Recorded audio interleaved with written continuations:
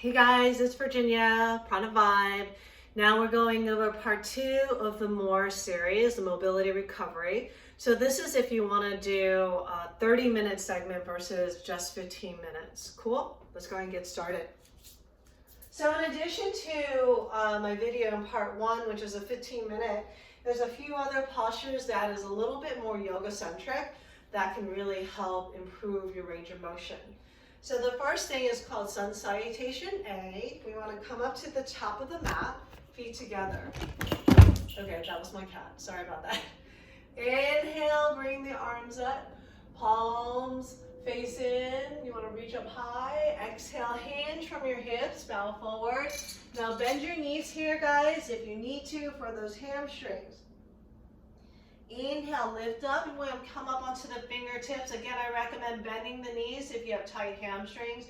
Otherwise, the legs are straight. We want to keep the spine long here.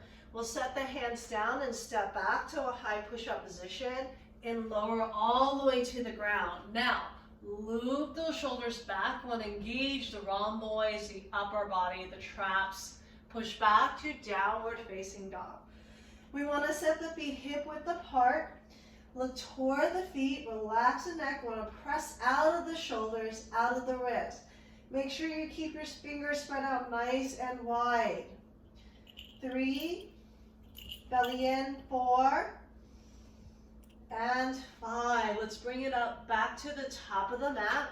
Invite your feet together and lengthen your spine and take a bow forward. Inhale, come all the way up to standing, reach up, palms face in, and exhale, bring your arms to the side. Okay, so that's sun salutation A. It may take some time to get used to, no worries. Let's go into sun B. So there's only 2 new postures in sun B. Now we're gonna bend the knees. Inhale, sweep the arms up. Again, the palms are facing in. Wanna activate through the upper back. Exhale, forward fold, hands to the ground again, relax the neck.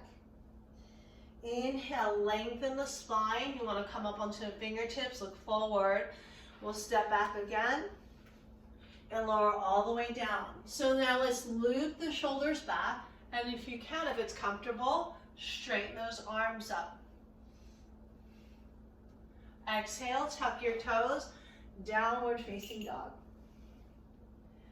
We want to step that right foot toward the right hand.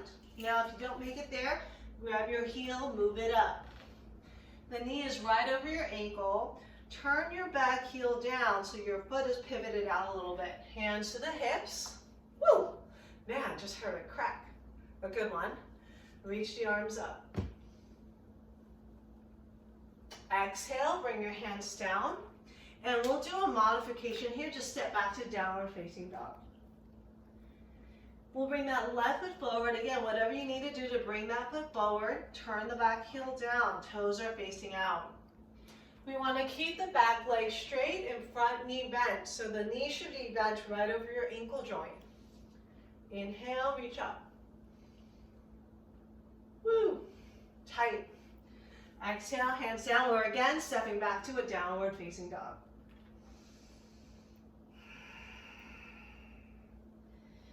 Want to hear the breathing in and out through your nose.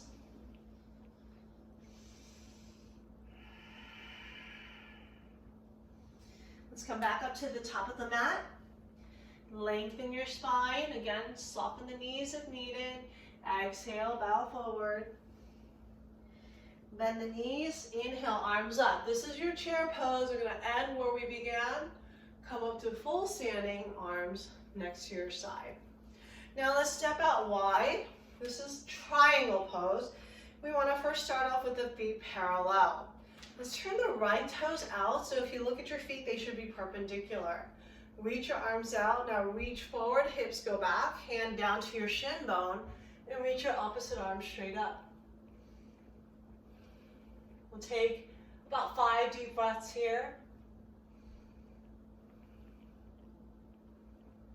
Inhale, come up, use your core. Turn the right toes in, the left toes turn out. Again, we want to reach for that last cream of corn in the cupboard. Hand on your shin, right arm reaches up.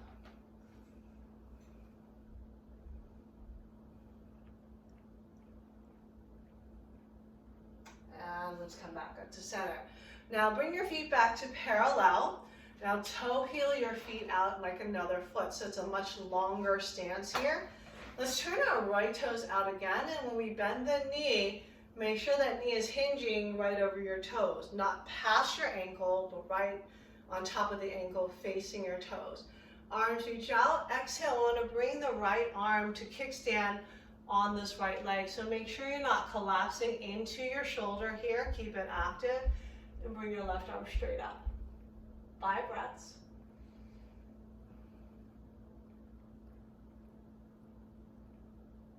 Let's pull ourselves back up to center. Right toes turn in, left toes turn out. Again, when we're hinging forward, make sure the weight is even in both legs. So you don't want to just dump into the left leg. Okay, we're coming down, elbow here or your forearm, and reach up. And we want to press the hips open. Right arm reaches up.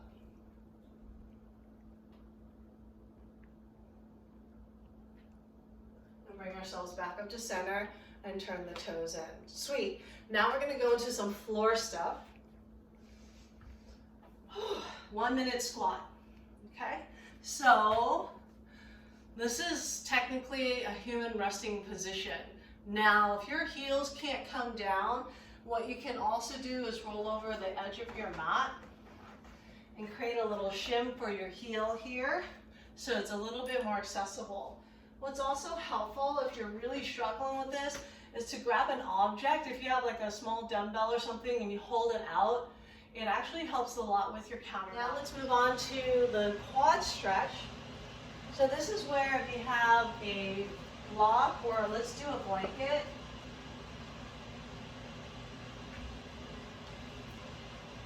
Let me do the other side so you can see. So we want to wedge a block or a blanket underneath the hip with the leg that is straight. So the other knee is going to be bent. You want to peel your calf out. And we're going to start to lean back. You can walk your right foot in here and lean back a little bit more. You should start to feel some resistance in the bent leg, right? So in the quad. If you can, lower down a little further. Woo, this feels awesome. Breathe here. You might not need to come down to your elbows, but if you feel it already, being in a more upright position, awesome. Some of you might have some restriction in your ankle joint. I recommend putting like a towel underneath, like right in front of your ankle. That should help alleviate some of the pressure there. I would do that for about a minute per side, so then make sure you switch off to the other side. If you have a block, you can use a block here. And then you want to lean back.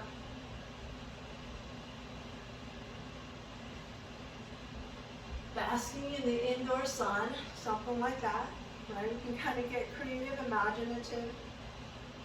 And if you have the range, you can lower down to your elbow. Because I'm a little tight today, so I'm going to just stay upright. And I already feel it. So the thing is, you don't have to go very deep to feel the benefit of the pose. All right, and then that's about a minute per side. Finally, this is a really good shoulder opener, chest opener, is we're going to lie down in prone position. That's chest and hips down. And so we want to extend the arm out to the side. So my arm is at shoulder height. I'm going to take my opposite hand and press. Take the top leg and rotate it off to the other side. You'll see what it looks like when I do the other side. We're going to take about 10 breaths here. Relax your neck so your head is down. Now, if that doesn't feel very comfortable, you can set a block here and have your head rest on the block, right? So that can help you make it a little more accessible. And now this is what it looks like with the leg. So I'm actually putting the foot down and I'm pushing with this opposite hand.